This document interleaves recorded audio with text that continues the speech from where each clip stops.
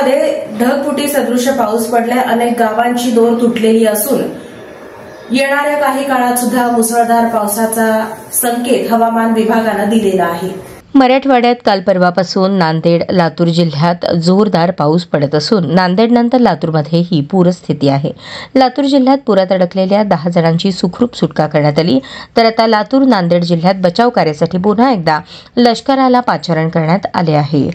जिल्ह्यातील शिरूर, अनंतपाळ आणि अहमदपूर तालुक्यात पूर परिस्थितीमुळे पुरात अडकलेल्या 10 जणांची स्थानिक आपत्ती व्यवस्थापन पथक आणि नागरिकांनी यशस्वीपणे सुटका केली।